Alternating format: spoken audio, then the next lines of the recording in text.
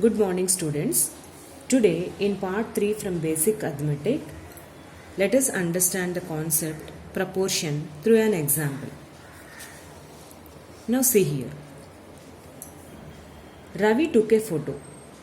He got the picture developed in a photo lab in a size 4 centimeters into 6 centimeters.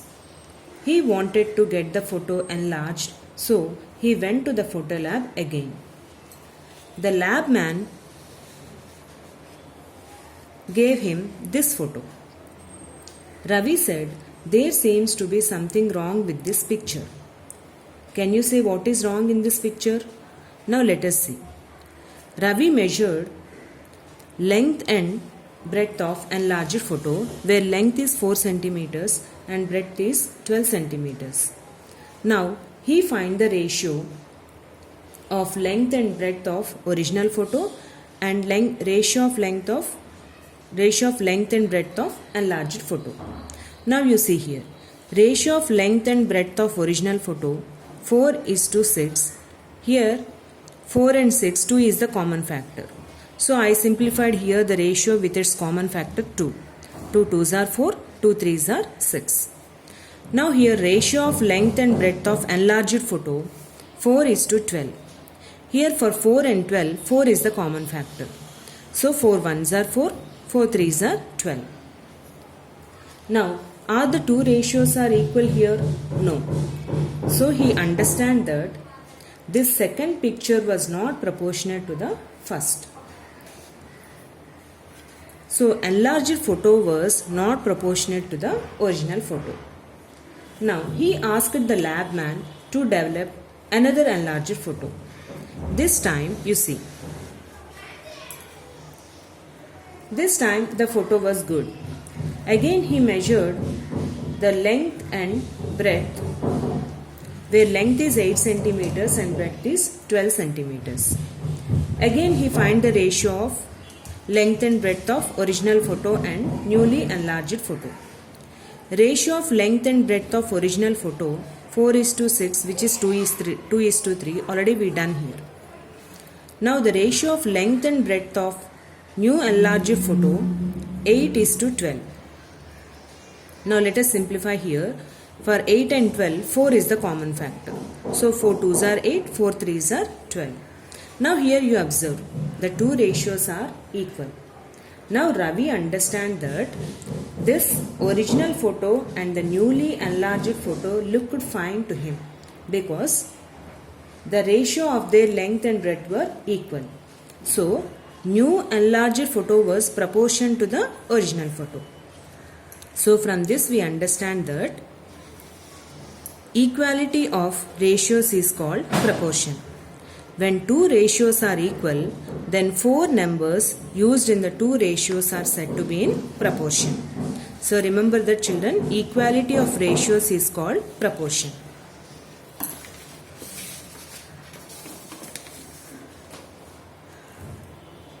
In general, if the ratio of A and B is equal to C and D, we say that they are in proportion. This is represented as A:B is equal to C:D, or A:B. These 4 dots represent proportion symbol followed by C:D. So this is read as A:B is as C:D. Now see here. In A:B is as C:D, A and D are called extremes. These outer terms are called extremes. B and C are called means. These middle terms are called means.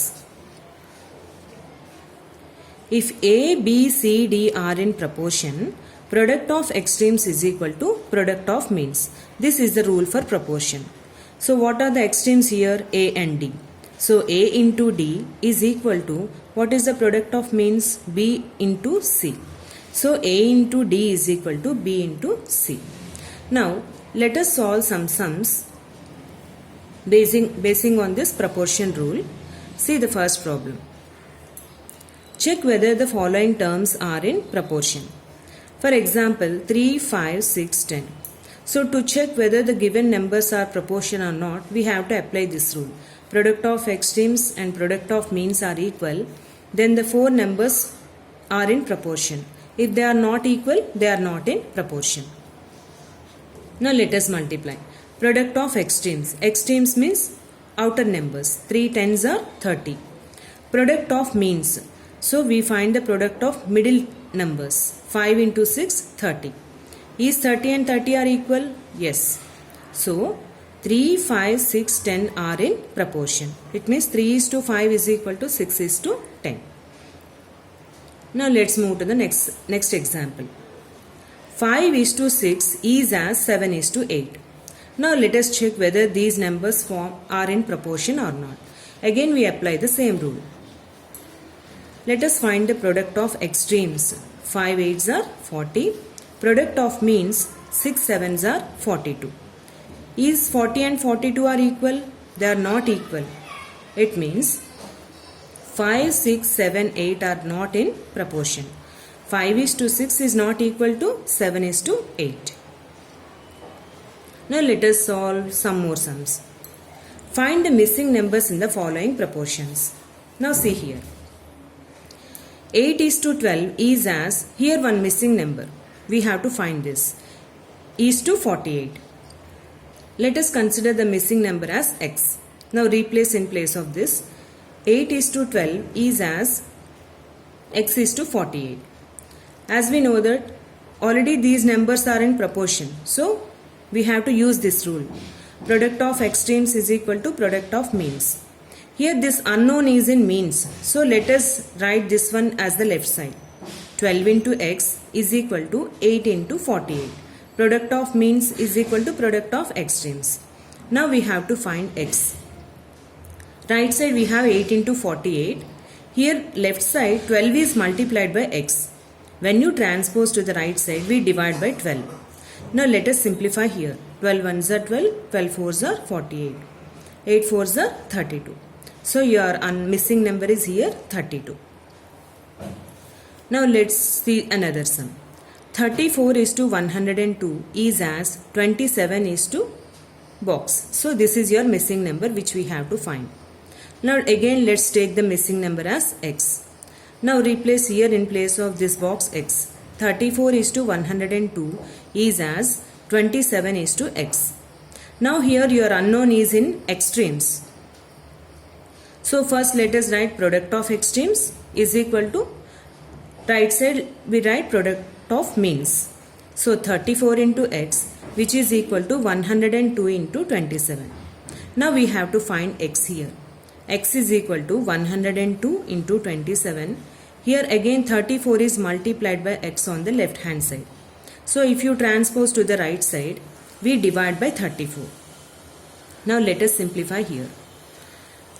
Here 102 and 34, 17 is the common factor. So 17 2 is 34, 17 6 are 102.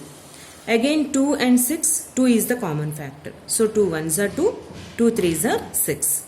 So denominator we got it here 1. Now numerators we have to multiply. 3 27s are 81. So this is the way when in the problem if they asked you to find the missing number means we have to find in this way.